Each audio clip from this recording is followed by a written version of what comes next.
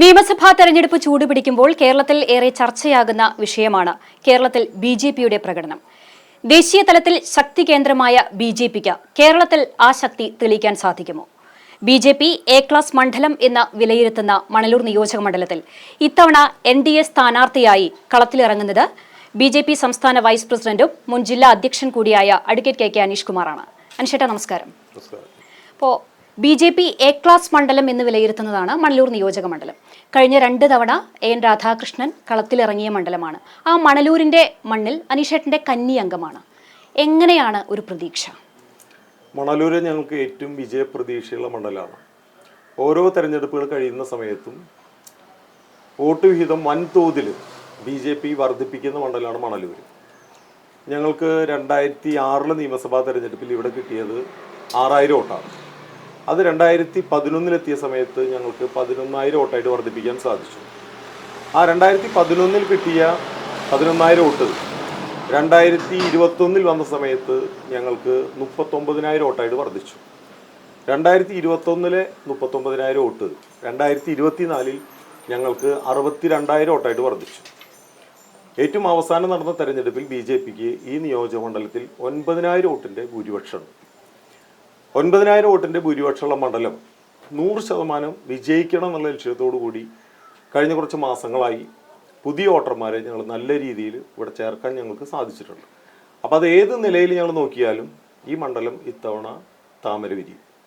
ഇപ്പോൾ മണലൂരിനെ സംബന്ധിച്ചിടത്തോളം രാഷ്ട്രീയ കേരളം തന്നെ ഉറ്റുനോക്കുന്ന ഒരു മണ്ഡലമാണ്. കാരണം കരുത്തരായിട്ടുള്ള 3 സ്ഥാനാർത്ഥികളാണ്.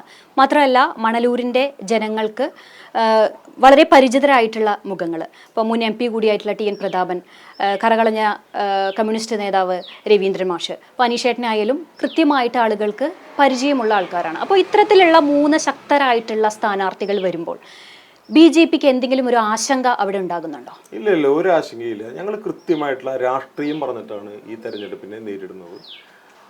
BJP ഉയർത്തുന്ന മുദ്രാവാക്യം, BJP ചർച്ച ചെയ്യുന്ന വിഷയങ്ങൾ അത് മനസ്സിലാക്കിക്കൊണ്ടായിരിക്കും മണലൂരിലെ ജനങ്ങൾ വോട്ട് ചെയ്യുന്നത്. ഈ തെരഞ്ഞെടുപ്പിൽ ഞങ്ങൾ മാത്രമാണ് മണ്ഡലത്തിലെ വികസനത്തെക്കുറിച്ച് സംസാരിച്ച് ജനങ്ങളെ അഭിമുഖീകരിക്കുന്നത്. മറ്റ് 2 കൂട്ടർക്ക് അത് സാധിക്കില്ല. കഴിഞ്ഞ 7 പതിറ്റാണ്ടായിട്ട് ഈ മണ്ഡലത്തെ പ്രതിനിധാനം ചെയ്തത് ഇടതും വലുതുമാണ്. അവർക്കൊരിക്കലും ഈ മണ്ഡലത്തിൽ ഒരു വികസനവും കൊണ്ടുവരാൻ സാധിച്ചിട്ടില്ല. നമ്മുടെ 140 നിയോജകമണ്ഡലങ്ങളിൽ ഏറ്റവും പിന്നോക്കം നിൽക്കുന്ന ഒരു നിയോജകമണ്ഡലമാണ് ഈ മണലൂർ. ഒരു മണ്ഡലത്തിൻ്റെ വികസനം എന്ന് നമ്മൾ പറയുമ്പോൾ അതിൽ ഏറ്റവും പ്രധാനം റോഡ് വികസനമാണ്. ഈ മണ്ഡലത്തിൽ പ്രധാനപ്പെട്ട 2 റോഡുകളുണ്ട്. ഒന്ന് വാടാനപ്പള്ളി തൃശ്ശൂർ റോഡ്, മറ്റൊന്ന് കാഞ്ഞാണി പഞ്ചാരമുക്ക് റോഡ്. ഇതാണ് ഈ മണ്ഡലത്തിലെ ഏറ്റവും പ്രധാനപ്പെട്ട 2 റോഡുകൾ. ഈ 2 റോഡുകളിൽ കൂടിയും ഗതാഗത കുരുക്കില്ലാതെ ആളുകൾക്ക് കടന്നു പോകാൻ സാധിക്കില്ല. ഒരു 35 കൊല്ലത്തിനിടയിൽ 1 ഇഞ്ച് പോലും ഈ റോഡിൻ്റെ വീതി കൂട്ടാൻ വേണ്ടിയിട്ട് സാധിച്ചിട്ടില്ല. പല സ്ഥലത്തും ഈ റോഡുകൾ തകർന്ന് കിടക്കുകയാണ്. ഇനി ഉൾപ്രദേശങ്ങളിലേക്ക് പോയി കഴിഞ്ഞാൽ ഒരു സ്ഥലത്തും ഗതാഗത യോഗ്യമായിട്ടുള്ള നല്ല റോഡുകളില്ല. ഈ നിലവിലെ MLA വീട്ടിലേക്ക് പോലും കാറിൽ പോകാൻ സാധിക്കില്ല. 10 വർഷം കൊണ്ട് മികച്ച റോഡുകൾ വന്നു എന്നാണ് ഇടതുപക്ഷം അവകാശപ്പെടുന്നത്. അത് അവകാശപ്പെടുന്നത് കേന്ദ്ര സർക്കാരിന്റെ റോഡുകളെ കുറിച്ചിട്ടാണ്. അതിൽ കൃത്യമായിട്ടൊന്നും അവകാശപ്പെടാൻ ഇടതുപക്ഷത്തിന് ഇല്ലല്ലോ. ദേശീയപാതയിൽ ഒരു പ്രദേശത്ത് റോഡ് ഇടിഞ്ഞു താഴ്ന്ന സമയത്ത് മുഖ്യമന്ത്രി തന്നെ പറഞ്ഞല്ലോ, മുഖ്യമന്ത്രി മരുമകനും പറഞ്ഞു അതെല്ലാം കേന്ദ്ര സർക്കാരിൻ്റെയാണ്, മുഴുവൻ പണിയുന്നത് കേന്ദ്ര സർക്കാരാണ് എന്നവർ പറഞ്ഞല്ലോ. ആ സമയത്ത് അവർ അംഗീകരിച്ചല്ലോ. അപ്പോൾ കേരളത്തിൻ്റെ കിഴക്കേ അറ്റത്ത് കൂടിയും പടിഞ്ഞാറ് അറ്റത്ത് കൂടിയും പോകുന്ന നല്ല പാതകളുണ്ട്. അത് രണ്ടും കേന്ദ്ര സർക്കാർ പണിതിട്ടുള്ള പാതകളാണ്. ഈ ഉൾപ്രദേശങ്ങളിലുള്ള പാതകൾ അതല്ലേ സംസ്ഥാന സർക്കാരിന് പറയാൻ സാധിക്കുക. അപ്പോൾ 2 ദേശീയപാതകളെ ബന്ധിപ്പിക്കുന്ന പാതയാണ് നമ്മുടെ മണ്ണുത്തി മുതൽ കുറ്റിപ്പുറം വരെയുള്ളത്. ഇപ്പോൾ കാസർഗോഡ് മുതൽ തിരുവനന്തപുരം വരെ ഒരു സംസ്ഥാന പാത പണിയാൻ ഇക്കാലം അത്രയായിട്ടും 2 കൂട്ടർക്കും സാധിച്ചിട്ടില്ല. അതവിടെ ഇരിക്കട്ടെ. ഈ 2 ദേശീയപാതകളെ കുറ്റിപ്പുറം മുതൽ മണ്ണുത്തി വരെ ഒരു 4 വരി പാത പണിത് ബന്ധിപ്പിച്ചു കഴിഞ്ഞാൽ ഈ കാസർഗോഡ് മുതൽ തിരുവനന്തപുരം വരെ ആളുകൾക്ക് എത്താൻ വളരെ സൗകര്യമാണ്. അപ്പോൾ ഇത്രയും ഒരു ചെറിയ ഒരു റീച്ച്, ആ റീച്ച് പോലും ഒരു 4 വരി പാത പണിത് ഈ ഗതാഗത കുരുക്ക് പരിഹരിക്കാൻ അവർക്ക് സാധിച്ചിട്ടില്ല. ആ സ്റ്റേറ്റ് പാതയുടെ ഞാൻ പറഞ്ഞ 2 ദേശീയ പാതകളെ ബന്ധിപ്പിക്കുന്ന ആ സ്റ്റേറ്റ് പാത കടന്നു പോകുന്നത് ഈ മണ്ഡലത്തിൽ കൂടിയാണ്. അത് നിങ്ങൾക്കറിയാം. ചൂണ്ടൽ കേച്ചേരി ഭാഗത്ത് കൂടിയാണ് കടന്നു പോകുന്നത്. ചൂണ്ടൽ ആ റോഡിൻ്റെ വീതി എന്താണ്? കേച്ചേരി ജംഗ്ഷൻ വികസനം ഉൾപ്പെടെ. അതെ, ഈ സ്റ്റേറ്റ് പാത ഞാൻ പറയുന്ന ഈ മണ്ണുത്തി മുതൽ കുറ്റിപ്പുറം വരെ എത്തുന്ന സ്റ്റേറ്റ് പാത ഇതാണല്ലോ. 2 NHകളെ, 2 ദേശീയപാതകളെ, ഒരു 2 ആറുവരി പാത എന്ന് തന്നെ വേണമെങ്കിൽ നമുക്ക് പറയാം. ഈ 2 ആറുവരി പാതകളെ ബന്ധിപ്പിക്കുന്ന സ്റ്റേറ്റ് പാതയാണ് മണ്ണുത്തി മുതൽ കുറ്റിപ്പുറം വരെയുള്ളത്. മണ്ണുത്തിയിൽ 6 വരി പാതയാണ്. അവിടെ നിന്ന് നമ്മൾ ആരംഭിച്ചാൽ അടുത്ത 6 വരി പാതയിലെത്തും. അപ്പം ഇത് രണ്ടും കണക്ട് ചെയ്താൽ കാസർഗോഡ് നിന്ന് ഒരാൾക്ക് തിരുവനന്തപുരത്തേക്ക് 6 വരി പാതയിൽ കൂടി സഞ്ചരിക്കാം. മനസ്സിലായോ? അപ്പോൾ ഈ ഒരു ചെറിയ റീച്ച് മാത്രമേ സംസ്ഥാന സർക്കാർ പണിയേണ്ടതായിട്ടുള്ളൂ. ആ പാതയുടെ ഒരു പ്രധാന ഭാഗം കടന്നു പോകുന്നത് ഈ മണ്ഡലത്തിൽ കൂടിയാണ്, മണലൂർ മണ്ഡലത്തിൽ കൂടിയാണ്. ആ കേച്ചേരി ഭാഗത്തിന്റെ വീതി എന്താണെന്നാണ് ഞാൻ ചോദിക്കണത്. അവിടെ ഗതാഗത കുരുക്കില്ല, അതൊരു വാഹനത്തിന് കടന്നു പോകാൻ സാധിക്കുമോ? പിന്നെ എന്ത് റോഡ് വികസനം ഉണ്ടാക്കിയെന്നാണ് ഈ പറയണത്? ഇതൊക്കെ പച്ചയായിട്ട് ജനങ്ങൾക്ക് അറിയുന്ന കാര്യമല്ലേ. ഞാൻ വെല്ലുവിളിച്ച് ചോദിക്കുകയാണ്, ഇവിടുത്തെ MLA മുരളി പെരുന്നലിയുടെ വീട്ടിലേക്ക് കാറിൽ പോകാൻ സാധിക്കുമോ? നിങ്ങളൊന്ന് പോയി ഷൂട്ട് ചെയ്യേ. കാറിൽ പോകാൻ സാധിക്കുമോ? കാളവണ്ടിയിലേ പോകാൻ സാധിക്കുള്ളൂ. സ്വന്തം MLAയുടെ വീട്ടിലേക്ക് പോലും റോഡ് നന്നാക്കാൻ സാധിക്കാത്തവരാണോ റോഡ് വികസനം ഉണ്ടാക്കിയെന്ന് പറയുന്നത്? അപ്പോൾ റോഡുകളുടെ കാര്യം വളരെ പരിതാപകരമാണ്. അതുപോലെ തന്നെയാണ് ഈ മണ്ഡലത്തിൽ രൂക്ഷമായിട്ടുള്ള കുടിവെള്ള പ്രശ്നമുണ്ട്. ഇപ്പം ഈ മാർച്ച് മാസത്തിൽ നിങ്ങൾ ഈ മണ്ഡലത്തിൽ സഞ്ചരിച്ച് നോക്കുമ്പോൾ മുല്ലശ്ശേരിയിൽ, എളവള്ളിയിൽ, വെങ്കിടങ്ങ് തുടങ്ങിയിട്ടുള്ള സ്ഥലങ്ങളിലൊക്കെ ടാങ്കറിൽ വെള്ളം കൊണ്ടുവന്ന് സപ്ലൈ ചെയ്യേണ്ട അവസ്ഥയാണ്. ഇത് പരിഹരിക്കാൻ സാധിച്ചിട്ടുണ്ടോ? അപ്പം നമുക്കറിയാം കേന്ദ്ര സർക്കാരിൻ്റെ പദ്ധതിയുണ്ട്, ജൽ ജീവൻ മിഷൻ പദ്ധതി. പണം എത്ര വേണമെങ്കിലും കേന്ദ്ര സർക്കാർ കൊടുക്കും. ആ പണം ഉപയോഗിച്ച് കുടിവെള്ള സ്രോതസ് കണ്ടെത്തി പാവപ്പെട്ടവൻ്റെ വീട്ടിലേക്ക് കുടിവെള്ളം നേരിട്ട് എത്തിച്ചു കൊടുക്കണം. പണം കൊടുക്കുന്നത് കേന്ദ്ര സർക്കാരാണ്. ആ പണം ഉപയോഗിച്ച് പാവപ്പെട്ടവൻ്റെ വീട്ടിൽ കുടിവെള്ളം കൊടുക്കാൻ സാധിക്കുന്നില്ല ഇവർക്ക്. ഇവരുടെ ഭരണനിർവഹണം പൂർണ്ണ പരാജയമാണ്. പണ്ട് കാരണവന്മാർ പറയും, പണമുണ്ടെങ്കിൽ നായിൻ്റെ വാലിയിൽ കെട്ടിവിട്ടാലും കാര്യം നടക്കുന്നു. ഇത് നരേന്ദ്രമോദി വീട്ടിൽ കുടിവെള്ളം എത്തിക്കാൻ പണം കൊടുത്തിട്ട് ആ പണം വാങ്ങി പൈപ്പ് വാങ്ങി ഭൂമിയിൽ കുഴിച്ചിട്ടു എന്നല്ലാതെ ആ പൈപ്പിൽ കൂടി എങ്ങനെ വെള്ളം വരും? ആ സ്രോതസ്സിനെ കുറിച്ച് ചിന്തിക്കണ്ടേ? ഭരണ നൈപുണ്യം തൊട്ട് തീണ്ടാത്ത, ജനങ്ങളുടെ അടിസ്ഥാന സൗകര്യ വികസനത്തെക്കുറിച്ച് അല്പം പോലും കാഴ്ചപ്പാടില്ലാത്ത, സ്വന്തം കാര്യം മാത്രം ചിന്തിക്കുന്ന ഭരണകർത്താക്കളാണ് ഈ നാടിന്റെ ശാപം. അതുകൊണ്ടാണ് ഈ പണം വാങ്ങിയിട്ട് പൈപ്പ് കുഴിച്ചിട്ട് അതിന്റെ കമ്മീഷൻ അടിച്ചത്. അല്ലെങ്കിൽ ജനങ്ങൾക്ക് കുടിവെള്ളം കൊടുക്കാൻ സാധിക്കണ്ടേ? പാവപ്പെട്ടവന് കുടിവെള്ളം പോലും കൊടുക്കാൻ സാധിക്കുന്നില്ല. പിന്നെ എന്ത് ഭരണം നടത്തിയെന്നാണ് പറയണത്? ഇനി ഈ മണ്ഡലത്തിൽ ഒരു മെഡിക്കൽ കോളേജ് ഉണ്ടോ? ഒരു എഞ്ചിനീയറിംഗ് കോളേജ് ഉണ്ടോ? ഇവിടെ ഒരു നല്ല വിദ്യാഭ്യാസ സ്ഥാപനം ഉണ്ടോ? ഏതെങ്കിലും ഒരു നല്ല ആശുപത്രി ചൂണ്ടിക്കാണിച്ച് തന്നെ സാധിക്കുമോ? ഇവിടെ ആകെയുള്ള ഒരു ബ്ലോക്ക് ആശുപത്രിയാണ്. ഒരു താലൂക്ക് നിലവാരത്തിലോ ജില്ലാ നിലവാരത്തിലോ ഉള്ള ഒരു ആശുപത്രി ഉണ്ടോ ഈ മണ്ഡലത്തിൽ? ഉണ്ടോ? ഇവിടെ 10 പേർക്ക് തൊഴിൽ കിട്ടുന്ന എന്തെങ്കിലും ഒരു സ്ഥാപനം ഈ മണലൂർ മണ്ഡലത്തിൽ സർക്കാർ നേതൃത്വത്തിൽ തുടങ്ങിയെന്ന് പറയാൻ സാധിക്കുമോ? പിന്നെ എന്ത് വികസനത്തെ കുറിച്ചാണ് പറയണത്?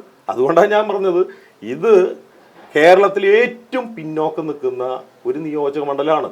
ഇപ്പം നമുക്ക് 1970 ഒരു സിനിമ ചിത്രീകരിക്കണമെങ്കിൽ ആ സംവിധായകൻ നേരെ മണലൂർ മണ്ഡലത്തിൽ വന്ന് ഇറങ്ങി നേരിട്ട് ക്യാമറയും പിടിച്ച് നടന്നാൽ ഇതൊരു 50 കൊല്ലം പുറകിലാണ് ഈ മണ്ഡലം. ഇവിടെ കുറച്ച് വലിയ വീടുകളൊക്കെ നമുക്ക് കാണാം. അതൊന്നും ഈ സർക്കാരിൻ്റെ ഒരു ക്രെഡിറ്റ് അല്ല. നമ്മുടെ ചെറുപ്പക്കാർ പിന്നെ വിദ്യാഭ്യാസം നേടിയിട്ട് വിദേശ രാജ്യങ്ങളിൽ പോയി കഷ്ടപ്പെട്ട് അവർ കുറേ പൈസയൊക്കെ ഉണ്ടാക്കിയിട്ട് നല്ല നല്ല വീടുകൾ പണിതിട്ടുണ്ട്. അതല്ലാതെ ഇവിടുത്തെ ഇൻഫ്രാസ്ട്രക്ചർ ഡെവലപ്മെൻറ്റ് സമ്പൂർണ്ണമായിട്ടുള്ള പരാജയമാണ്. അപ്പം അതുകൊണ്ട് ഈ 2 കൂട്ടർ വികസനത്തെ കുറിച്ച് പറയുന്നില്ല. ഈ 2 കൂട്ടരും ഇവിടെ മതപ്രീണനത്തിന് വേണ്ടിയിട്ടാണ് ശ്രമിച്ചുകൊണ്ടിരിക്കുന്നത്. ഇവിടുത്തെ സംഘടിത ന്യൂനപക്ഷ വോട്ട് മതവർഗീയത ആളിക്കത്തിച്ച് ജയിക്കാൻ വേണ്ടിയിട്ടാണ് പരിശ്രമിക്കുന്നത്. അല്ലാതെ വികസനത്തെ കുറിച്ച് ഇവരാരെങ്കിലും പറയുന്നുണ്ടോ? ഞങ്ങൾ മാത്രമാണ് വികസിത കേരളം, വികസിത മണലൂർ. ഞങ്ങളുടെ മുദ്രാവാക്യം നിങ്ങൾ നോക്ക്, ഞങ്ങളുടെ പോസ്റ്റൽ മുദ്രാവാക്യം നോക്ക്, ഞങ്ങളുടെ നോട്ടീസ് നോക്ക്. വികസിത മണലൂരാണ് ഞങ്ങൾ പറയണത്, വികസിത കേരളമാണ് ഞങ്ങൾ പറയണത്. ഇവരെന്താ? ഇവർ ജമാഅത്തെ ഇസ്ലാമിനെ കൂട്ടുപിടിച്ച് SDPIനെ കൂട്ടുപിടിച്ച് വീട്ടിൽ വെഞ്ചിരിപ്പ് നടത്തിയിട്ട് ക്രിസ്ത്യൻ വോട്ട് പിടിക്കാൻ നോക്കുന്നു. ഇങ്ങനെ ന്യൂനപക്ഷ പ്രീണനം നടത്തി എങ്ങനെയെങ്കിലും വർഗീയ ധ്രുവീകരണം ഉണ്ടാക്കിയിട്ട് ജയിക്കാനാണ് ശ്രമിക്കുന്നത്. അല്ലാതെ ഒരു നാടിൻ്റെ വികസനത്തെക്കുറിച്ച് ചർച്ച ചെയ്ത് ജനങ്ങളുടെ മുന്നിൽ കാര്യമാത്ര പ്രസക്തമായിട്ടുള്ള വിഷയങ്ങൾ അവതരിപ്പിച്ചുകൊണ്ട് തെരഞ്ഞെടുപ്പിനെ നേരിടാനുള്ള ഗഡ്സ് പോലും ഇവർക്കില്ല. അതുകൊണ്ട് BJP മാത്രമാണ് ഈ കാര്യങ്ങൾ കൃത്യമായിട്ട് ജനങ്ങൾക്ക് മുമ്പിൽ അവതരിപ്പിക്കുന്നത്. ഇത് 100% ഒരു പൊളിറ്റിക്കൽ ഫൈറ്റാണ്. അത് ജനങ്ങൾ മനസ്സിലാക്കും. ഒരു സംശയവും വേണ്ട, ഈ മണ്ഡലത്തിലെ ജനങ്ങൾ BJPയെ ജയിപ്പിക്കാൻ ഒരു മടിയുള്ള ആളുകളല്ല. 62,000 ആളുകൾ ഈ മണ്ഡലത്തിൽ പൊൻ താമര ചിഹ്നത്തിൽ വോട്ട് ചെയ്ത ആളുകളാണ്. അവർക്ക് യാതൊരു മടിയില്ല BJPക്ക് വോട്ട് ചെയ്യാൻ. അതുകൊണ്ട് ഈ തെരഞ്ഞെടുപ്പിൽ തീർച്ചയായിട്ടും ഈ മണ്ഡലത്തിലെ ആളുകൾ താമര ചിഹ്നത്തിൽ തന്നെ വോട്ട് ചെയ്യും. BJP ഇവിടെ വിജയിക്കും. ഇപ്പോൾ കാർഷിക മേഖലയ്ക്ക് ഏറ്റവും കൂടുതൽ പ്രാധാന്യമുള്ള ഒരു മണ്ഡലം മണലൂർ. തീരദേശ പ്രദേശങ്ങളിൽ പ്രത്യേകിച്ച് എനിക്ക് തോന്നുന്നു ഈ മഴക്കാലത്ത് വർഷക്കാലത്ത് ഏറ്റവും കൂടുതൽ ദുരിതം അനുഭവിക്കുന്ന ഒരു മേഖലയാണ് തീരദേശ മേഖല. കടൽ കയറി വരുന്നത് കൊണ്ടുള്ള ദുരിതം കൊണ്ട് ഏത് സമയം വേണമെങ്കിലും അവർക്ക് വീടൊഴിയേണ്ട ഒരു സാഹചര്യമൊക്കെ ഉണ്ട്. ഇപ്പോൾ കോൺഗ്രസിന്റെ ശക്തമായിട്ടുള്ള ഒരു മണ്ഡലമായിരുന്നു മണലൂർ. കഴിഞ്ഞ വർഷങ്ങളിൽ അത് LDF 10 വർഷത്തോളം ഭരിച്ചു. എന്നിട്ടും തീരദേശ മേഖലകളിലെ പ്രവർത്തനം അല്ലെങ്കിൽ അവിടുത്തെ അവർക്ക് കാര്യക്ഷമമായ പദ്ധതികൾ എത്രത്തോണ്ട് അവർക്ക് ലഭിച്ചിട്ടുണ്ട് എന്നാണ് BJP വിലയിരുത്തുന്നത്. നിങ്ങൾ എന്തായാലും ആ ചോദ്യം ചോദിച്ചു വളരെ നന്നായി. ഞാൻ വിട്ടുപോയൊരു വിഷയമാണ് കൃഷി. കുട്ടനാടും പാലക്കാടും കഴിഞ്ഞാൽ ഏറ്റവും കൂടുതൽ നെല്ലുൽപാദനം നടക്കുന്ന മേഖലയാണ് മണലൂര്. ഇവിടെ ഉപ്പുവെള്ളം കൃഷി സ്ഥലത്തേക്ക് ഉപ്പുവെള്ളം കയറുന്ന വലിയ പ്രശ്നമുണ്ട്. ഈ കായലിൽ നിന്നുള്ള കനോലി കനാലിൽ നിന്നുള്ള ഉപ്പുവെള്ളം പാടത്തേക്ക് കയറിക്കഴിഞ്ഞാൽ വയലിലേക്ക് കയറിക്കഴിഞ്ഞാൽ കൃഷി നശിക്കും. ആ കൃഷി നശിക്കാതിരിക്കാൻ വേണ്ടിയിട്ട് 2 റെഗുലേറ്റർ കം ബ്രിഡ്ജ് പതിറ്റാണ്ടുകൾക്ക് മുമ്പ് അവിടെ പണിതിട്ടുണ്ട്. അത് ഉപ്പുവെള്ളം കയറേണ്ട സമയമാകുമ്പോൾ ഈ റെഗുലേറ്റർ കം ബ്രിഡ്ജ് അടച്ചു കഴിഞ്ഞാൽ പിന്നെ ഉപ്പുവെള്ളം അങ്ങോട്ട് കയറില്ല. അതൊന്ന് ഏനാമാവിലാണ്, പിന്നെ ഒന്ന് പിന്നെ അഞ്ചങ്ങാടിയിലാണ്. ഈ 2 ബ്രിഡ്ജും വർഷങ്ങളായിട്ട് കേടുവന്ന് കിടക്കുകയാണ്. അത് നന്നാക്കാൻ പോലും കേരളത്തിൻ്റെ ഇറിഗേഷൻ വകുപ്പിന് ഇതുവരെ സാധിച്ചിട്ടില്ല. ഇടിയഞ്ചിറയിലും ഏനാമാവിലുള്ള 2 റെഗുലേറ്റർ കം ബ്രിഡ്ജ് ഒന്ന് നന്നാക്കണമെന്ന് നമ്മുടെ കേന്ദ്രമന്ത്രി നേരിട്ട് റോഷി അഗസ്റ്റിനുമായിട്ട് വിളിച്ച് സംസാരിച്ചു. അതിന് ഫണ്ട് അനുവദിക്കണം. ഇനി അതല്ലെങ്കിൽ നിങ്ങൾക്കതിന് ഫണ്ടില്ലെങ്കിൽ കേന്ദ്ര സർക്കാർ അതിന് ഫണ്ട് അനുവദിക്കാൻ തയ്യാറാണ്. നിങ്ങൾ അതിന് റിക്വസ്റ്റ് തന്നാൽ കേന്ദ്ര സർക്കാർ ഫണ്ട് അനുവദിക്കാം. പക്ഷേ അതുപോലും ചെയ്യാൻ ഇവർക്ക് സാധിച്ചിട്ടുണ്ടോ? ഇപ്പോൾ വർഷാവർഷം 50 ലക്ഷം 60 ലക്ഷം 90 ലക്ഷം ഒക്കെ ചെലവാക്കിയിട്ട് താൽക്കാലിക ബണ്ട് ഉണ്ടാക്കിയിട്ടാണ് ഇപ്പോൾ ഈ ഉപ്പുവെള്ളം കയറാതെ സംരക്ഷിച്ചുകൊണ്ടിരിക്കുന്നത്. അത് തന്നെ പല സമയത്തും പൊട്ടിപ്പോയിക്കൊണ്ടിരിക്കുകയാണ്. അപ്പോൾ ഈ കൃഷിക്കാരെ സംരക്ഷിക്കാൻ കേവലം കുറച്ച് ലക്ഷങ്ങൾ അല്ലെങ്കിൽ ചെറിയ കോടികൾ അതുപോലും ചെലവാക്കിയിട്ട് മണലൂരിലെ കർഷകരെ സംരക്ഷിക്കാൻ ഇവർക്ക് സാധിക്കുന്നുണ്ടോ?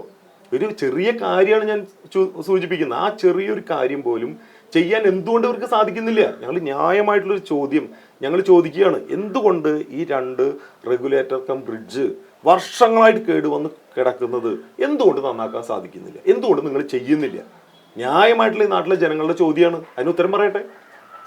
പിന്നെ കൃഷിക്കാർക്ക് എന്ത് ഗുണമാണ് കിട്ടുന്നത്? ഇപ്പം നെല്ലിന് 30 രൂപ സബ്സിഡി കൊടുക്കുന്നുണ്ട്, 30 രൂപ കൊടുക്കുന്നുണ്ട്, അല്ല 30 രൂപ കൊടുത്തിട്ടാണ് എടുക്കുന്നത്. അതിൽ 24 രൂപ കേന്ദ്ര സർക്കാരിൻ്റെ, അതിൽ 24 രൂപ കേന്ദ്ര സർക്കാരിൻ്റെയാണ്. വെറും 6 രൂപ മാത്രമാണ് സംസ്ഥാന സർക്കാർ കൊടുക്കുന്നത്.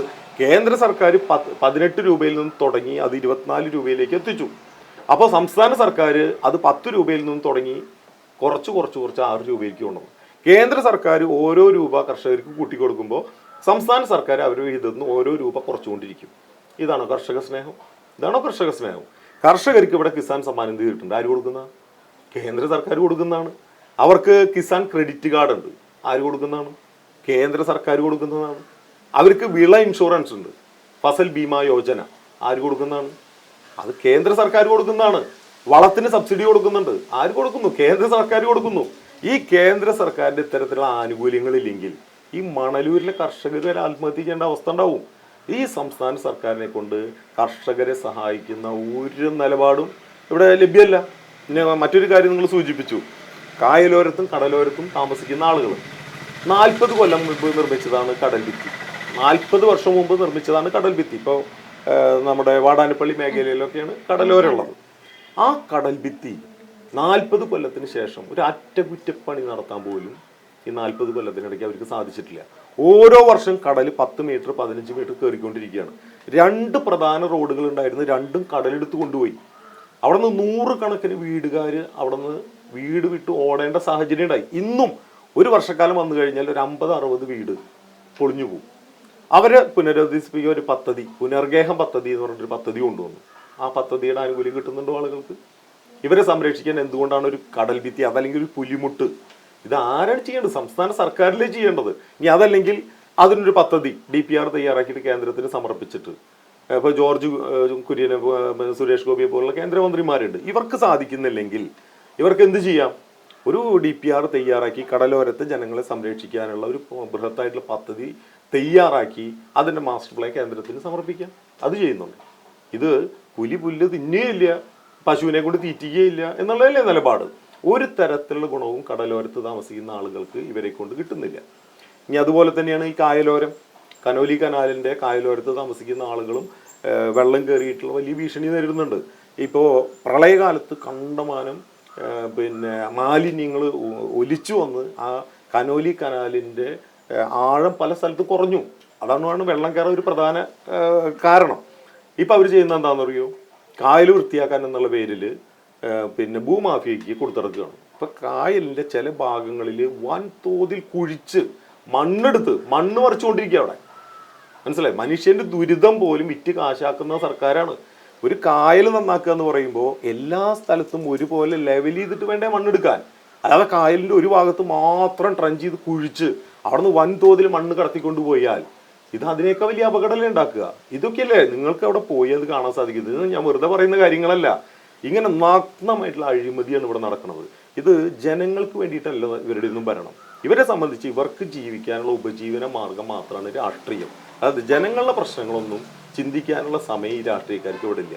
ഞങ്ങൾ BJP-ക്കാരെ സംബന്ധിച്ചിടത്തോളം ഞങ്ങൾ ഒരു ഭരണവും ഒന്നുമില്ലാത്ത കാലത്തും ജനങ്ങൾക്ക് വേണ്ടിയിട്ട് സേവനം ചെയ്യുന്ന ആളുകളാണ് ഞങ്ങളെ സംബന്ധിച്ച് രാഷ്ട്രീയ പ്രവർത്തനം എന്ന് പറഞ്ഞാൽ ജനസേവനമാണ്. ജനങ്ങൾക്ക് സേവനം ചെയ്യാൻ വേണ്ടിയിട്ടാണ്.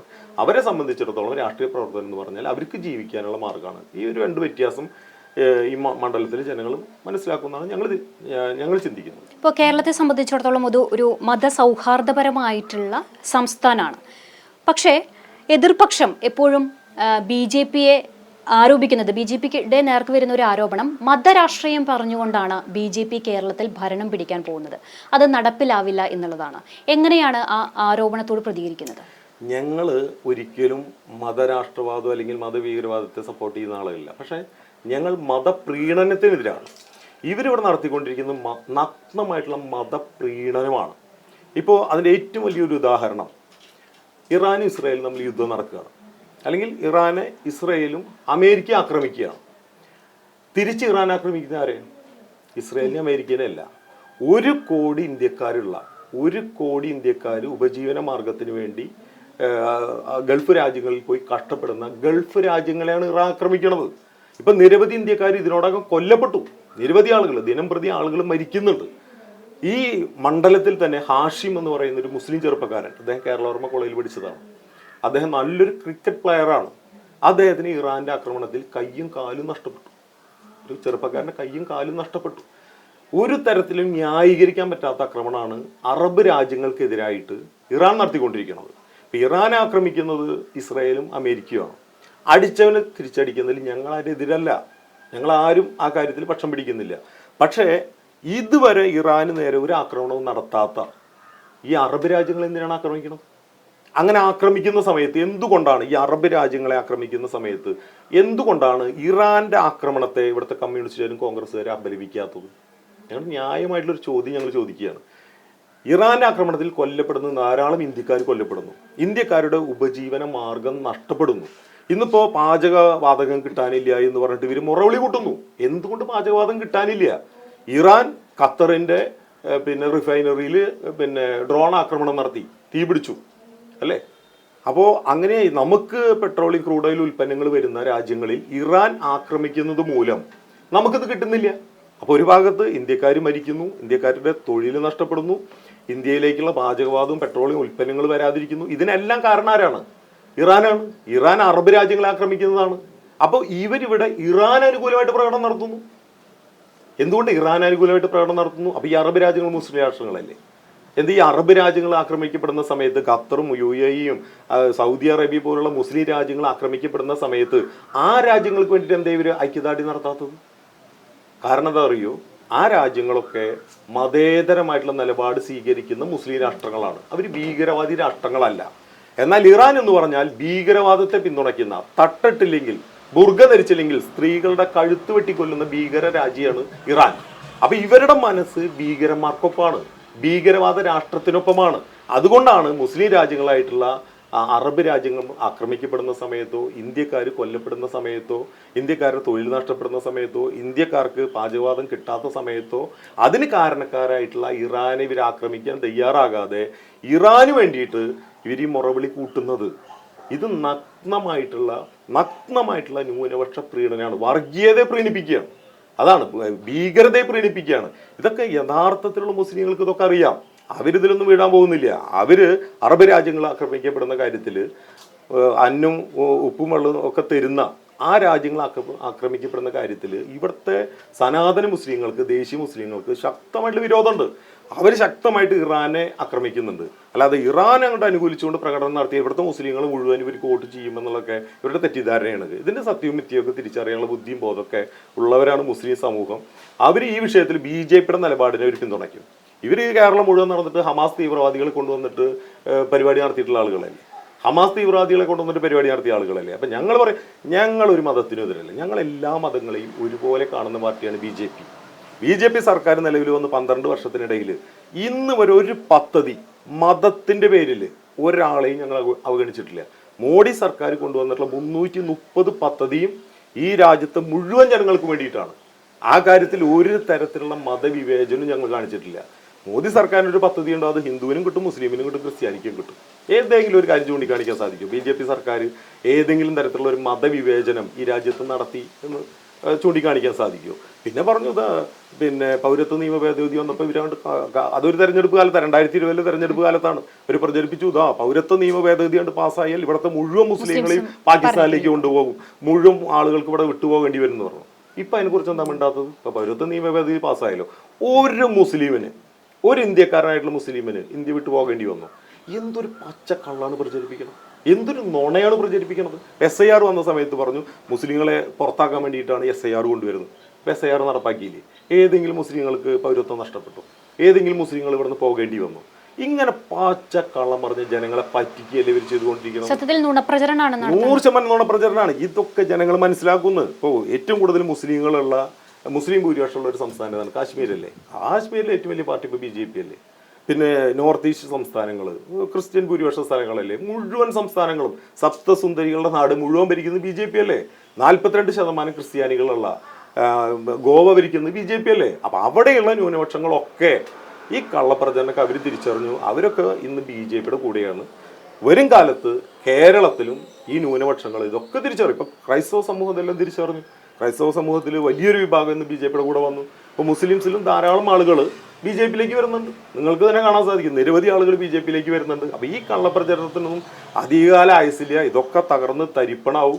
ന്യൂനപക്ഷങ്ങൾ, യഥാർത്ഥ മതേതരവാദികൾ അത് BJPക്കാരാണ്. എല്ലാവരെയും ഒരുപോലെ കാണുന്ന ഒരു തരത്തിലുള്ള വർഗീയതയും ഞങ്ങൾ ഉണ്ടാക്കുന്നില്ല, ഒരു തരത്തിലുള്ള പ്രീണനവും ഞങ്ങൾ നടത്തുന്നില്ല. ഞങ്ങളുടെ നയം എന്ന് പറയുന്നത് തുല്യനീതിയാണ്. ആരോടുമില്ല പ്രീണനം, എല്ലാവർക്കും ഒരേ നീതി എന്നുള്ളതാണ് BJP സർക്കാരിൻ്റെ നയം. BJPയുടെ നയം അതാണ്. ഞങ്ങളുടെ പാർട്ടിയിൽ ഹിന്ദുക്കളും ഉണ്ട്, മുസ്ലിങ്ങളും ഉണ്ട്, ക്രിസ്ത്യാനികളും ഉണ്ട്. ഒരു തരത്തിലുള്ള അവഗണനയും പ്രശ്നങ്ങളും ഒന്നും തന്നെ അവരെ അഭിമുഖീകരിക്കുന്നില്ല. അതാണ് BJP. അത് ഞങ്ങൾ തിരിച്ചറിയും. ഇപ്പോൾ താങ്കൾ വിവിധ കേന്ദ്ര പദ്ധതികളെ കുറിച്ച് സംസാരിച്ചു. ഈ കേന്ദ്ര പദ്ധതികളൊക്കെ കേരളത്തിലെ ആളുകൾക്ക് എത്രമാത്രം അനുകൂലമാവുന്നുണ്ട്, അല്ലെങ്കിൽ പൊതുജനങ്ങൾക്ക് കേന്ദ്ര പദ്ധതിയെക്കുറിച്ച് ഒരു അറിവില്ലായ്മ, അത് BJPയുടെ കേരളത്തിലെ വളർച്ചയ്ക്ക് പ്രതികൂലമാവുന്നുണ്ടോ? അല്ല, കേന്ദ്രത്തിൽ ശരിക്കും നരേന്ദ്രമോദി സർക്കാർ കഴിഞ്ഞ 12 വർഷത്തിനിടയിൽ നടപ്പാക്കിയിട്ടുള്ള പദ്ധതികൾ ജനങ്ങളുടെ അടിസ്ഥാന സൗകര്യ വികസനത്തിന് വേണ്ടിയിട്ടുള്ള പദ്ധതികളാണ്. സമസ്ത മേഖലകളും സ്പർശിക്കുന്ന പദ്ധതികളാണ്. വീടില്ലാത്തവന് വീട് കൊടുക്കാൻ പദ്ധതിയുണ്ട്. അത് പ്രധാനമന്ത്രി ആവാസ് ഭീമ യോജന പദ്ധതി. വീട്ടിൽ കുടിവെള്ളം എത്തിക്കാനുള്ള പദ്ധതിയുണ്ട്. അത് ജൽ ജീവൻ മിഷൻ പദ്ധതി. വീട്ടിൽ വൈദ്യുതി എത്തിക്കാനുള്ള പദ്ധതിയുണ്ട്. അത് പ്രധാനമന്ത്രി ബിജലി യോജന പദ്ധതി. സ്ത്രീകൾക്ക് സൗജന്യമായിട്ട് ഗ്യാസ് കൊടുക്കാനുള്ള പദ്ധതിയുണ്ട്. അത് ഉജ്ജൽ യോജന പദ്ധതി. അതുപോലെ റോഡുകൾക്ക് വേണ്ടിയിട്ടുള്ള പദ്ധതിയുണ്ട്. അതുപോലെ യുവാക്കൾക്ക് തൊഴിൽ കിട്ടാൻ മുദ്രാ ലോൺ പദ്ധതിയുണ്ട്. പെൺകുട്ടികൾക്ക് വിദ്യാഭ്യാസത്തിന് വിദ്യാലക്ഷ്മി പദ്ധതിയുണ്ട്. പാവപ്പെട്ടവന് ചികിത്സിക്കാൻ ആയുഷ്മാൻ ഭാരത് പദ്ധതിയുണ്ട്. അതുപോലെ 70 വയസ്സ് കഴിഞ്ഞ ആളുകൾക്ക് ചികിത്സ 5 ലക്ഷത്തിൻ്റെ ഇൻഷുറൻസ് കിട്ടുന്ന വയോവന്ദൻ പദ്ധതിയുണ്ട്. അതുപോലെ കൃഷിക്കാർക്ക് കിസാൻ സമ്മാൻ പദ്ധതിയുണ്ട്. ഇങ്ങനെ നിങ്ങൾ നോക്കിയാൽ എല്ലാ വിഭാഗം ജനങ്ങൾക്കും ആനുകൂല്യം കിട്ടുന്ന നിരവധി പദ്ധതികൾ മോദി സർക്കാർ നടപ്പാക്കിയിട്ടുണ്ട്. പക്ഷേ ഈ പദ്ധതികൾ എങ്ങനെ അട്ടിമറിക്കാം, ഇതെങ്ങനെ ജനങ്ങൾക്ക് കിട്ടാതിരിക്കാമെന്നാണ് ഈ കേരളത്തിലെ ഇടതും വലതും പരിശ്രമിച്ചുകൊണ്ടിരിക്കുന്നത്. അതിൽ ഏറ്റവും പ്രധാനപ്പെട്ടതാണ് PM ശ്രീ പദ്ധതി. നമ്മുടെ ഓരോ ബ്ലോക്കിലെയും ഓരോ സ്കൂളിന് 5 കോടി രൂപ കൊടുക്കും കേന്ദ്ര സർക്കാർ. നമ്മുടെ സർക്കാർ സ്കൂളുകൾക്കാണ്. ഈ ചോർന്നൊലിക്കുന്ന, കെട്ടിടം തകർന്ന് വീണ് കുട്ടികൾ മരിക്കുന്ന, ഒരു അടിസ്ഥാന സൗകര്യമില്ലാത്ത കേരളത്തിലെ സർക്കാർ സ്കൂളുകളെ ഈ സ്വകാര്യ സ്കൂളുകളുടെ അല്ലെങ്കിൽ അതിനും അപ്പുറമുള്ള നിലവാരത്തിലേക്ക് ഉയർത്താൻ വേണ്ടി ഒരു സ്കൂളിന് 5 കോടി രൂപ കേന്ദ്ര സർക്കാർ അനുവദിക്കുകയാണ്. ആ പദ്ധതി കോൺഗ്രസ് ഭരിക്കുന്ന സംസ്ഥാനങ്ങളിലൊക്കെ നടപ്പാക്കി ഇല്ലേ? രാജസ്ഥാനിൽ കോൺഗ്രസ് ഭരിക്കുന്ന സമയത്ത് പദ്ധതി നടപ്പാക്കി. കർണാടകയിൽ കോൺഗ്രസ് ആണ് ഭരിക്കുന്നത്, അവിടെ ഈ പദ്ധതി നടപ്പാക്കിയിട്ടുണ്ട്. തെലങ്കാനയിൽ ഈ പദ്ധതി നടപ്പാക്കിയിട്ടുണ്ട്. അപ്പൊ അവിടെയൊക്കെ ഈ പദ്ധതി നടപ്പാക്കാം. ഈ നമ്മുടെ പാവപ്പെട്ടവന്റെ വീട്ടിലെ കുട്ടികൾ പഠിക്കുന്ന സ്കൂളിന് ഒരു 5 കോടി രൂപ കിട്ടുന്ന പദ്ധതി ഇവർ ഈ മത തീവ്രവാദത്തെ പ്രോത്സാഹിപ്പിക്കാൻ വേണ്ടി, അവരെ പ്രീണിപ്പിക്കാൻ വേണ്ടി ആ പദ്ധതി വേണ്ടാന്ന് വെച്ചു അല്ലേ? കേന്ദ്ര സർക്കാരിന്റെ ഏറ്റവും നല്ലൊരു പദ്ധതിയല്ലേ അത്? ഇവിടുത്തെ ഏതെങ്കിലും മന്ത്രിമാരുടെ ഏതെങ്കിലും കമ്മ്യൂണിസ്റ്റ്, അവരാണല്ലോ പാവപ്പെട്ടവന്റെ പാർട്ടി എന്ന് പറഞ്ഞിട്ട് മസിൽ പിടിക്കുന്നത്. അവരുടെ ആരുടെയെങ്കിലും മക്കള് സ്വകാര്യ സ്കൂളിൽ പഠിക്കുന്നുണ്ടോ? അല്ല സർക്കാർ സ്കൂളുകൾ പഠിക്കുന്നുണ്ടോ? പിണറായി വിജയന്റെ മക്കൾ വരെ പഠിച്ചത് സ്വാശ്രയ മാനേജ്മെന്റ് കോളേജുകളിലല്ലേ? അപ്പൊ അവരുടെ ഒന്നും മക്കളോട് പഠിക്കുന്നില്ല. അപ്പൊ പാവപ്പെട്ടവന്റെ വീട്ടിലെ കുട്ടികൾ പഠിക്കുന്ന സ്കൂളുകൾക്ക് കേന്ദ്ര സർക്കാർ അനുവദിച്ച പദ്ധതി ചെറിയ പദ്ധതി 2500 കോടി രൂപ നഷ്ടപ്പെടുത്തി കളഞ്ഞത്. 2500 കോടി രൂപ ഈ തീവ്രവാദികളെ പ്രീണിപ്പിക്കാൻ വേണ്ടിയിട്ട്. ഇങ്ങനെ ഓരോ പദ്ധതികൾ. ഇപ്പൊ വീടില്ലാത്തവന് വീട് കൊടുക്കുന്ന പദ്ധതി ഉണ്ട്. 1.5 ലക്ഷം വീട് പ്രധാനമന്ത്രി ആയുഷ്മാൻ ഭാരത് പദ്ധതിയിൽ ഉൾപ്പെടുത്തിയിട്ട്, ആയുഷ്മാൻ ഭാരത് അല്ല, ആവാസ് ബീമാ യോജന, പ്രധാനമന്ത്രി ആവാസ് ബീമാ യോജന പദ്ധതിയിൽ 1.5 ലക്ഷം വീടുകൾ കേന്ദ്ര സർക്കാർ അനുവദിച്ചിട്ടുണ്ട്. ആ വീടുകൾ ഇവിടെ പണിതു കൊടുക്കുന്നില്ല. കാരണം അതിന്റെ സംസ്ഥാന വിഹിതം വയ്ക്കാൻ സംസ്ഥാന സർക്കാരിന്റെ കയ്യിൽ പണമില്ല. അതുകൊണ്ട് 2020 ശേഷം വന്ന വീടിന്റെ ഒരു അപേക്ഷകളും കേരളത്തിൽ പരിഗണിക്കപ്പെടുന്നില്ല. എല്ലാം ഫ്രീസ് ചെയ്ത് വെച്ചിരിക്കാണ്. കേന്ദ്ര സർക്കാരിന്റെ പണമുണ്ട്, അത് കൃത്യമായിട്ട് കിട്ടുന്നുണ്ട്. കേന്ദ്ര സർക്കാർ ഓൾറെഡി ഈ വർഷം അനുവദിച്ചാണ് 1.5 ലക്ഷം വീടുകൾ. അതാര് നഷ്ടപ്പെടുത്തി കളയുന്നു? സംസ്ഥാന സർക്കാർ നഷ്ടപ്പെടുത്തി കളയുന്നു. ഇവർക്ക് ദൂർത്തടിക്കാൻ പണമുണ്ട്. കോടികളാണ് ഈ തെരഞ്ഞെടുപ്പിന് വേണ്ടിയിട്ട്, കോടികളാണ് ഒഴുക്കുന്നത്. സംസ്ഥാന സർക്കാരിന്റെ പരസ്യം എന്ന പേരിൽ കേരളം മുഴുവൻ നിങ്ങൾ സഞ്ചരിച്ചു നോക്ക്. കോടികളാണ് ഒഴുക്കിയിട്ടുള്ളത്. ഇവരുടെ വിദേശ യാത്രകൾക്ക് വേണ്ടി, ഇവരുടെ മന്ത്രിഭവനങ്ങൾ മോടി പിടിപ്പിക്കാൻ വേണ്ടി, വിദേശ നിർമ്മിത കാറുകൾ വാങ്ങാൻ വേണ്ടി, ഇവർക്ക് അമേരിക്കയിൽ പോയി ചികിത്സിക്കാൻ വേണ്ടി, മന്ത്രിമാർക്ക് കണ്ണട വാങ്ങാൻ വേണ്ടി, സുഖ ചികിത്സയ്ക്ക് വേണ്ടി, വീട്ടിൽ നീന്തൽക്കുളം പണിയാൻ വേണ്ടി, ലിഫ്റ്റ് പണിയാൻ വേണ്ടി കോടിക്കണക്കിന് രൂപ ഒരു ഭാഗത്ത് ദൂർത്തടിക്കുകയാണ്. മറുഭാഗത്ത് പാവപ്പെട്ടവന് വീട് പണിയാനുള്ള ഒരു പദ്ധതിക്ക് കേന്ദ്ര വിഹിതം കൊടുത്തിട്ടും സംസ്ഥാന കയ്യിൽ വിഹിതം വയ്ക്കാൻ പണമില്ലാത്തത് കൊണ്ട് 1.5 ലക്ഷം വീടുകൾ ഈ വർഷം മുടങ്ങിക്കെടുക്കുകയാണ്. മനസ്സിലായോ? ഇനി കിസാൻ സമ്മാൻ നിധി കേന്ദ്ര സർക്കാർ പറയുന്നത് 2 സെന്റുള്ളവനും ഇത് കൊടുക്കാനാണ് പറയണത്. ഈ സംസ്ഥാന സർക്കാർ എങ്ങനെയൊക്കെ ഈ കിസാൻ സമ്മാൻ നിധി കിട്ടുന്നത് മുടക്കാമെന്നാണ് ചിന്തിച്ചുകൊണ്ടിരിക്കുന്നത്. ഒരു നിലയ്ക്ക് കൊടുക്കാൻ അനുവദിക്കുന്നില്ല. എന്തെങ്കിലും കാരണം പറഞ്ഞിട്ട് കിസാൻ സമ്മാൻ നിധി നേരിട്ട് അക്കൗണ്ടിലേക്ക് വരുന്ന ആളുകൾക്ക് അത് അപ്ഡേറ്റ് ചെയ്യാണ്ടും മറ്റു പല കാര്യങ്ങൾ കൊണ്ടും ഇന്ന് പല ആളുകൾക്ക് അത് മുടക്കിക്കൊണ്ടിരിക്കുകയാണ്. മുദ്രാ ലോണുണ്ട്, 20 ലക്ഷം രൂപ യുവാക്കൾക്ക് തൊഴിൽ തുടങ്ങാൻ വേണ്ടിയിട്ട് ഈടില്ലാതെ കിട്ടുന്ന വായ്പയാണ്. അത് വീടിന്റെ ആധാരം കൊണ്ട് പണയം വെക്കേണ്ട, സർക്കാർ ജീവനക്കാർ ജാമ്യം നിൽക്കണ്ട, ഇത് ബാങ്കിൽ നിന്ന് കിട്ടും 20 ലക്ഷം രൂപ. ഇപ്പം ഞാനൊരു സംരംഭം തുടങ്ങാനാണെങ്കിൽ ആ സംരംഭം തുടങ്ങാൻ ഉള്ള പ്രോജക്റ്റ് കോസ്റ്റ് ഞാൻ സമർപ്പിച്ചാൽ എനിക്കൊരു ഈടുമില്ലാതെ 20 ലക്ഷം കിട്ടും.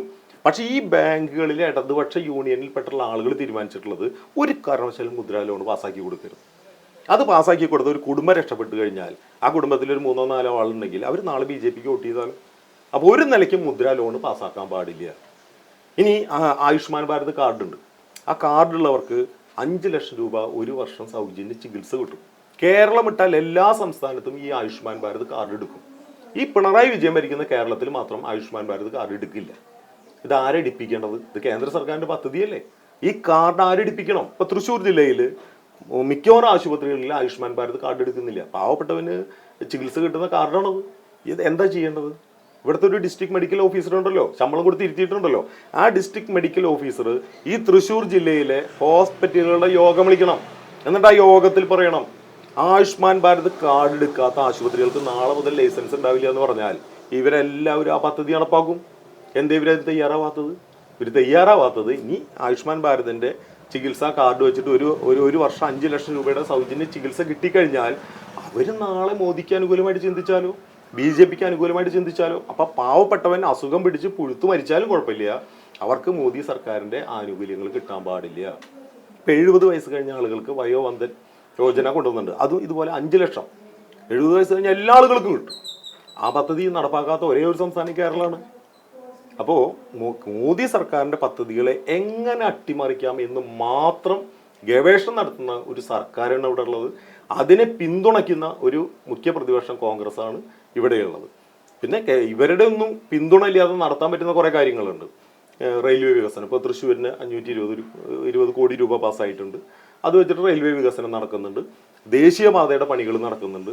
അങ്ങനെ കേന്ദ്ര സർക്കാർ നടത്തുന്ന പദ്ധതികളുടെ ക്രെഡിറ്റ് അടിച്ച് മാറ്റാൻ വേണ്ടിയിട്ട് നടക്കുക എന്നല്ലാതെ ഇവരെ കൊണ്ടൊന്നും ചെയ്യാൻ സാധിച്ചിട്ടില്ല. കേന്ദ്ര പദ്ധതികൾക്ക് തുരങ്കം വെക്കുന്നത് കേരളത്തിൽ BJPയുടെ വളർച്ചയെ ഭയപ്പെടുന്നത് കൊണ്ടാണോ എന്ന് വേണം വിലയിരുത്താൻ. തീർച്ചയായിട്ടും ഇത് കേന്ദ്ര സർക്കാരിന്റെ പദ്ധതികൾ സമഗ്ര ജനങ്ങൾക്കും കിട്ടുന്ന പദ്ധതികളാണ്. ആ പദ്ധതികളെ ഏത് വിധത്തിൽ തുരങ്കം വയ്ക്കാം, തടസ്സപ്പെടുത്താം എന്ന് മാത്രമാണ് ഈ സംസ്ഥാന സർക്കാർ, ഇവിടുത്തെ മുഖ്യ പ്രതിപക്ഷവും ചിന്തിച്ചുകൊണ്ടിരിക്കുന്നത്. സത്യത്തിൽ ജനങ്ങൾക്ക് ഗുണം കിട്ടുന്ന പദ്ധതികൾ അത് നടപ്പാക്കാനാണ് മത്സരിക്കേണ്ടത്. അതിൽ ഇത്തരത്തിലുള്ള ഒരു നാണം കെട്ട രാഷ്ട്രീയം കാണിക്കാൻ പാടില്ല. ജനങ്ങൾക്ക് ആനുകൂല്യങ്ങൾ കിട്ടട്ടെ, ജനങ്ങളുടെ ജീവിത നിലവാരം മെച്ചപ്പെടട്ടെ. അതിലെന്തിനാണ് രാഷ്ട്രീയം കാണുന്നത്? കേന്ദ്ര സർക്കാരിൻ്റെ, സംസ്ഥാന സർക്കാരിൻ്റെ, ആരുടെ ആവട്ടെ, ജനങ്ങൾക്ക് ഗുണം കിട്ടുന്ന പദ്ധതികൾ രാഷ്ട്രീയം മറന്ന് നടപ്പാക്കാനുള്ള മനസ്സ് ജനങ്ങളോട് സ്നേഹമുള്ള സർക്കാരുകൾ കാണിക്കണം. പിണറായി സർക്കാരിന് അങ്ങനെ ഒരു മനസ്സുണ്ട് എന്ന് ഞങ്ങൾ കാണുന്നില്ല. അങ്ങനെയാണെങ്കിൽ ഇത്തരത്തിലുള്ള നിരുത്തരവാദപരമായിട്ടുള്ള സമീപനം ആ സർക്കാരിൻ്റെ ഭാഗത്തുനിന്ന് ഉണ്ടാവില്ല. ഇപ്പോൾ പല മണ്ഡലങ്ങളിലും ഇടതുപക്ഷവും വലതുപക്ഷവും ആരോപിക്കുന്നത് വോട്ട് കച്ചവടം നടക്കുന്നുണ്ട് എന്നാണ്. മണലൂർ മണ്ഡലത്തിൽ അങ്ങനെ ഏതെങ്കിലും തരത്തിലുള്ള വോട്ട് കച്ചവടം? ഇടതും വലതും തമ്മിൽ കച്ചവടം നടക്കാൻ എല്ലാ സാധ്യതയുണ്ട്. BJP ഭരിക്കുന്ന BJP ജയസാധ്യതയുള്ള എല്ലാ സ്ഥലത്തും വോട്ട് മറിക്കുന്ന ആരാണ്? കഴിഞ്ഞ പ്രാവശ്യം ഇപ്പം നേമത്ത് BJPയുടെ അക്കൗണ്ട് പൂട്ടിച്ചു. അത് ഞങ്ങളാണ് പൂട്ടിച്ചതെന്ന് കോൺഗ്രസ് അവകാശപ്പെടുന്നു, ഞങ്ങളാണ് പൂട്ടിച്ചത് എന്ന് CPM അവകാശപ്പെടുന്നു. ഞങ്ങളുടെ വോട്ട് ഞങ്ങൾ CPMന് കൊടുത്തു എന്ന് കോൺഗ്രസ് പറയുന്നു. അപ്പോൾ ഇത് പരസ്യമായിട്ട് തന്നെ അവർ പറയുന്ന കാര്യമല്ലേ? ഞങ്ങളുള്ളത് കൊണ്ടാണ് മഞ്ചേശ്വരത്തും കാസർഗോഡും BJP ജയിക്കാത്തത് എന്ന് CPM പറയുന്നു. CPM അവിടെ 3ാം സ്ഥാനത്തില്ല. അപ്പം അതിൻ്റെ അർത്ഥം എന്താണ്? ഞങ്ങളാണ് BJP ജയിക്കാതിരിക്കാൻ കാരണം എന്ന് പറഞ്ഞാൽ അതിൻ്റെ അർത്ഥം എന്താണ്? CPMൻ്റെ വോട്ട് കോൺഗ്രസ് ലീഗിന് കൊടുക്കുന്നു എന്നല്ലേ അതിൻ്റെ അർത്ഥം. അതുപോലെ പാലക്കാട്, ഇതേപോലെ തന്നെ പാലക്കാട് BJP ജയിക്കാത്തതിൻ്റെ ക്രെഡിറ്റ് CPM അവർ അവകാശപ്പെടുന്നു. അതിൻ്റെ അർത്ഥം എന്താണ്? CPM വോട്ട് അവർ കോൺഗ്രസിന് കൊടുക്കുന്നതല്ലേ? അപ്പം കച്ചവടം നടക്കുന്നുണ്ട്. അതിലിപ്പോൾ തെറ്റ് പറയാൻ പറ്റില്ലല്ലോ. ഈ കേരളം അങ്ങോട്ട് വിട്ട് കഴിഞ്ഞാൽ ഇവരൊരു മുന്നണിയല്ലേ, ഇന്ത്യ മുന്നണിയല്ലേ. ഒരു മുന്നണിയിലെ കക്ഷികൾ അങ്ങോട്ടും ഇങ്ങോട്ടും വോട്ട് വെച്ച് മാറുന്നതിൽ അത് തെറ്റൊന്നും പറയാൻ പറ്റില്ല. അതൊരു മുന്നണിയാണ്. അപ്പോൾ ആ മുന്നണിയെ ജനങ്ങൾ മനസ്സിലാക്കുക. അല്ലാതെ ഇന്ത്യ മഹാരാജ്യത്തൊരു സംസ്ഥാനം തന്നെയല്ലേ കേരളം. ഇന്ത്യ മഹാരാജ്യത്ത് ഈ 2 പാർട്ടികളും സഖ്യത്തിലാണ്, ഇന്ത്യ സഖ്യത്തിലാണ്. കേരളത്തിൽ വരുമ്പോൾ മാത്രം എന്താണ് ഈ സഖ്യമില്ലാത്തത്? അത് ജനങ്ങളെ പറ്റിക്കുന്ന ഒരു ഏർപ്പാടല്ലേ? ജനങ്ങൾ അത്ര വിവരം കെട്ട ആളുകളാണോ കേരളത്തിലെ ആളുകൾ? അപ്പോൾ കച്ചവടക്കാർ തമ്മിലാണെന്നും പിന്നെ രഹസ്യബന്ധക്കാർ തമ്മിലാണെന്നും കേരളത്തിലെ ജനങ്ങൾ തിരിച്ചറിയുന്നുണ്ട്. അതൊക്കെ ഈ തെരഞ്ഞെടുപ്പ് കാണുമ്പോൾ എല്ലാവർക്കും മനസ്സിലാവും. ഇപ്പോൾ മണലൂരിൽ 100% വിജയപ്രതീക്ഷയിലാണ് BJP.